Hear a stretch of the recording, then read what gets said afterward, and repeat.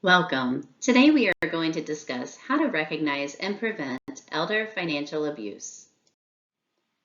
In this presentation, we will learn why it is vital that we protect the vulnerable members of the credit union. We will learn about some of the most common types of elder abuse and about the red flags to spot them. We will cover various prevention strategies and also discuss, once you have identified abuse, how to communicate with the elderly and who this should be reported to. And finally, we will go over different resources and support. Here you see the official definition of elder financial abuse. Elder financial abuse refers to the unauthorized or improper use of an elderly person's funds, property, or assets for personal gain or fraudulent purposes. Now that we've established what elder financial abuse is, let's talk about the many reasons it's vital that the credit union is recognizing and preventing elder financial abuse. Member trust and reputation. Credit unions are built on the principles of trust, integrity, and member centricity. Failing to address elder financial abuse can erode trust and tarnish the credit union's reputation within the community. Ethical responsibility. Credit unions have an ethical duty to protect vulnerable members, including the elderly, from exploitation and abuse. Upholding this responsibility reinforces the credit union's commitment to its members' well-being. Legal and regulatory obligations. Many jurisdictions have laws and regulations that mandate financial institutions, including credit unions, to take steps to prevent and report suspected elder financial abuse. Failing to comply with these requirements can result in legal and financial consequences. Member welfare. Elderly members are more often susceptible to financial abuse due to factors such as cognitive decline, isolation, and increased dependence. By preventing abuse, credit unions contribute to the overall welfare and quality of life of their elderly members. Financial impact. Elder financial abuse can lead to significant financial losses for victims. Credit unions that proactively address this issue help to protect members' financial stability and minimize the risk of monetary loss. Community role. Credit unions often play a vital role within their communities.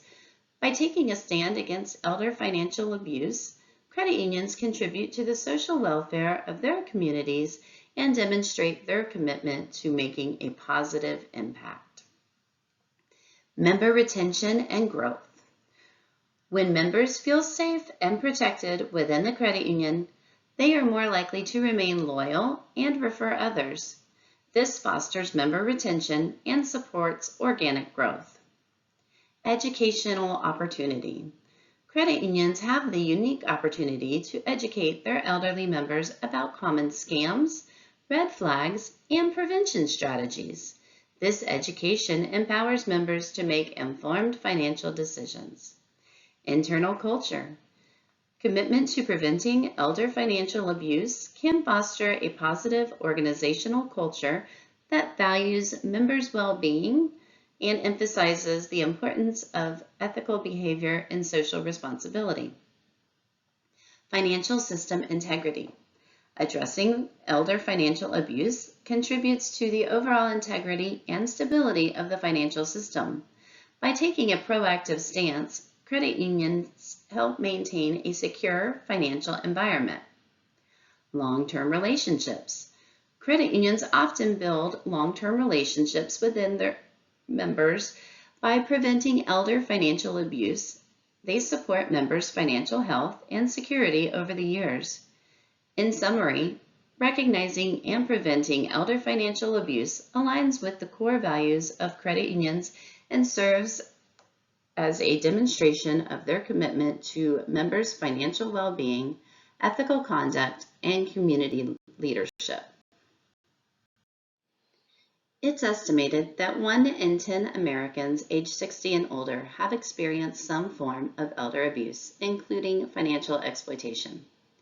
Financial exploitation is often underreported, and estimates vary widely due to this underreporting.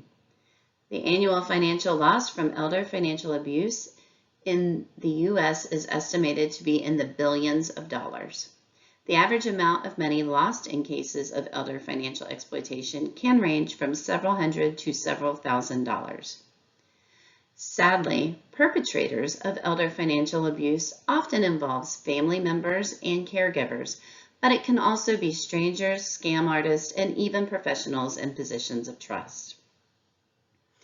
Victims of financial exploitation are more likely to experience cognitive decline and have a higher risk of mortality. Elder financial abuse is significantly underreported. This can be due to shame, fear, lack of awareness, or cognitive impairments that prevent victims from recognizing the abuse. There are many different types of fraud committed by bad actors, such as telemarketing fraud.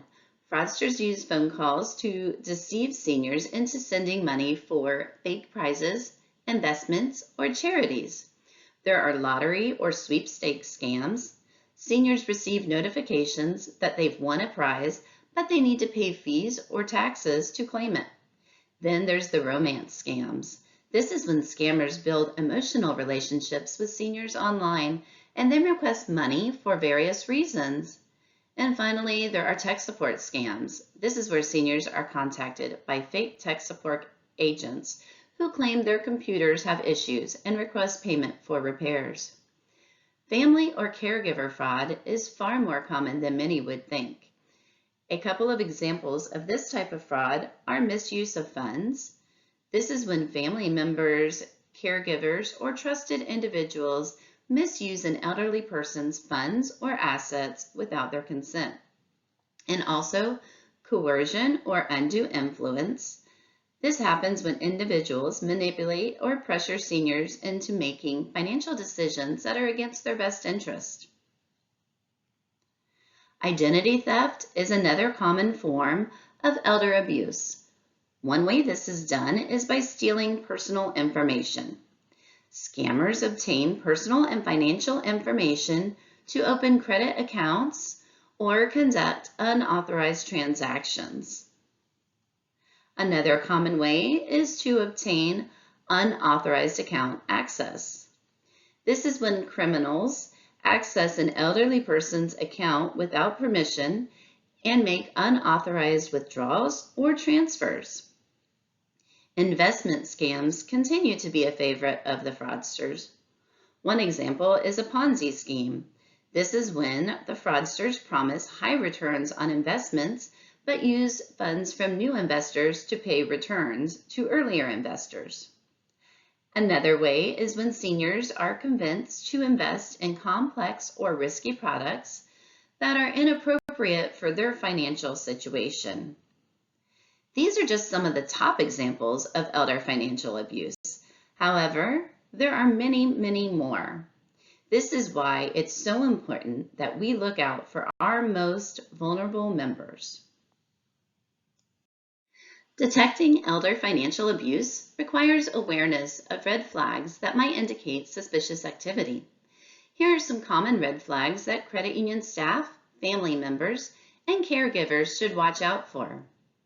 If you notice sudden large withdrawals or transfers of funds that are uncharacteristic for the individual, or frequent and unexplained ATM withdrawals or bank transfers, these could be a sign that something is going on.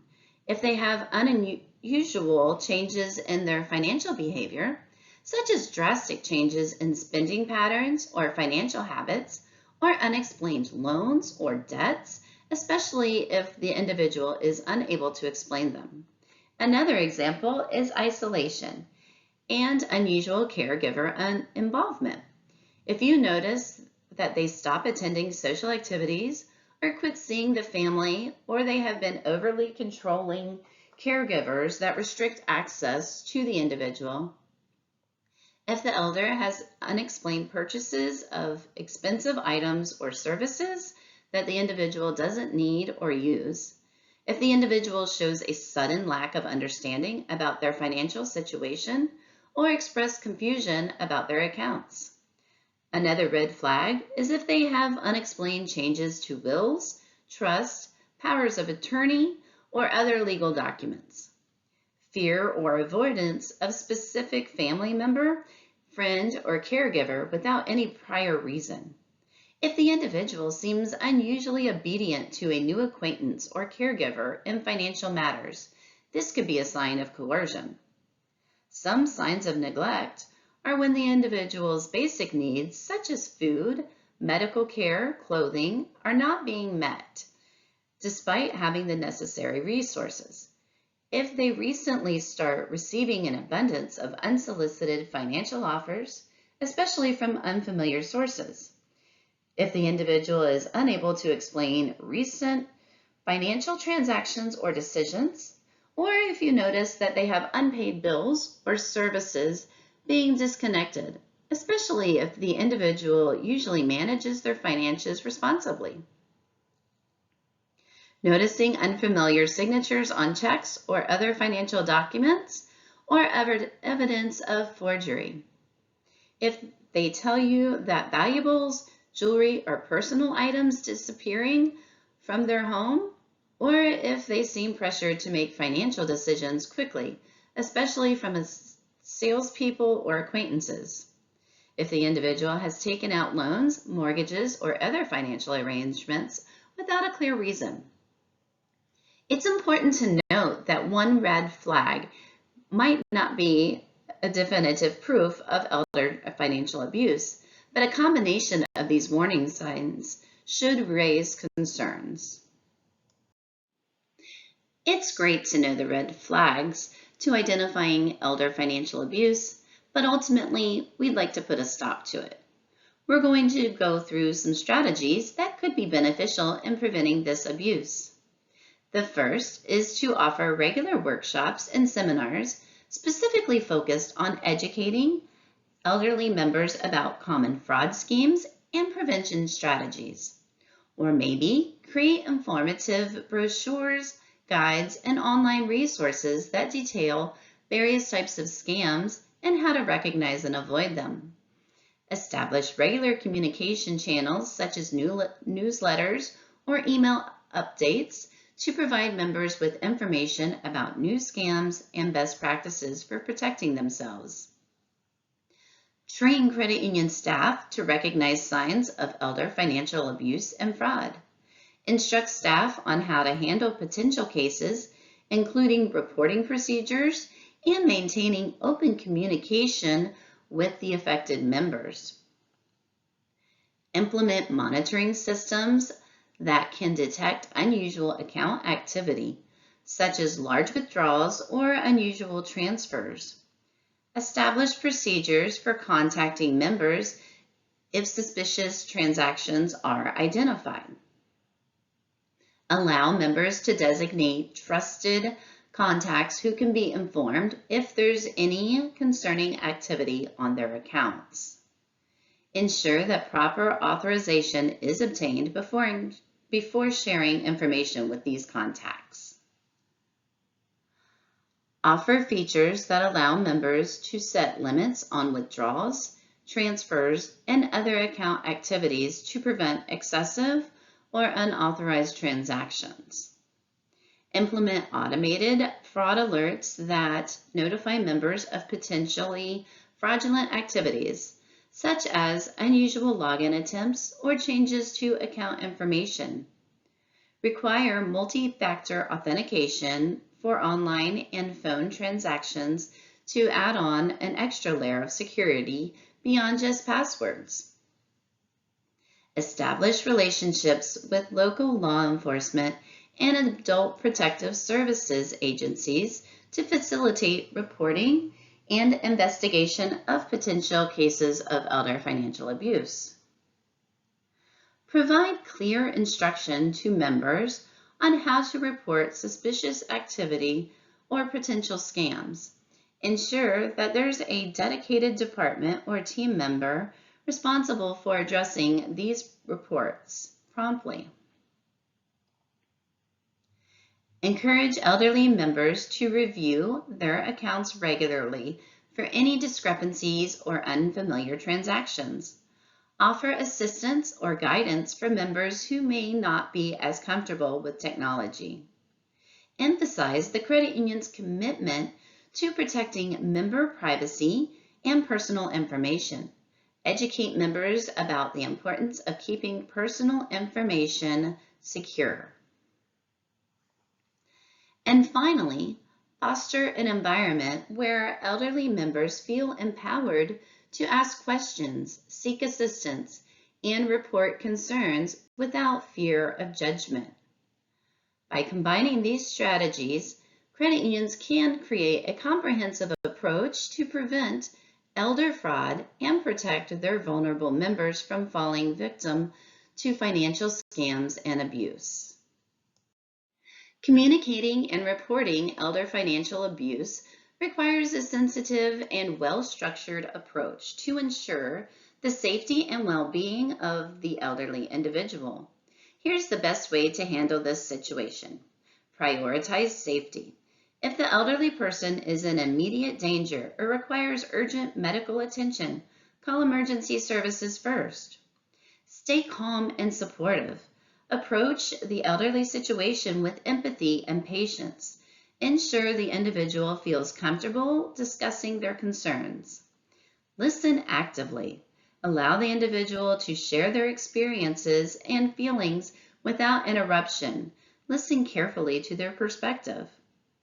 Maintain privacy and confidentiality. Assure the individual that their privacy will be respected and the information shared will only be discussed to relevant authorities. Gather information. Obtain details about specific incidents, individuals involved, financial transactions, and any other relevant information. Offer reassurance. Let the individual know that they are not alone and that there are resources and support available to help them. Explain the reporting process. If the individual is willing, explain the process of reporting elder financial abuse and how it can help protect them from further harm. Involve the right authorities. If you are an employee of a credit union or financial institution, follow your organization's internal reporting protocols. This might involve notifying management, compliance officers, or designated personnel. If you suspect immediate danger, contact local adult protective services or law enforcement. They have experience in handling these situations and can conduct appropriate investigations. Document everything. Keep detailed records of the information shared, dates, times, and any actions taken. This documentation can be valuable for legal and investigative purposes. Report with consent. If the individual is capable and willing, involve them in the reporting process. Obtain their consent to proceed, as they might need to provide their statement to authorities. Involve family and support networks. If appropriate, involve family members, friends, or caregivers who have the individual's best interest at heart. Provide resources. Offer information about local resources, helplines, and organizations that specialize in elder abuse prevention and support. Follow-up. Keep in touch with the individual and provide updates on the progress of any investigations or actions taken. I've listed out some of the many support organizations that are available in the case of elder financial abuse. The National Center on Elder Abuse. They provide information, resources, and tools to prevent elder abuse, including financial exploitation. Adult Protective Services is a government agency that investigates and intervenes in cases of elder abuse, including financial exploitation. Elder Care Locator connects individuals to local agencies and services that assist seniors and their families. The NCOA offers resources, educational materials, and advocacy for older adults. FINRA's Helpline for Seniors offers assistance and resources related to investment fraud and abuse. The FTC provides resources on consumer protection, including information about scams and reporting.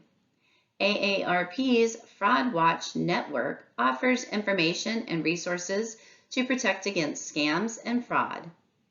The DOJ provides resources and information on preventing and addressing elder abuse. And of course, contact your local police department or law enforcement agency to report suspected elder financial abuse. This concludes today's presentation. If you have any questions, you can reach out to your member engagement consultant or email memberengagement@lscu.coop.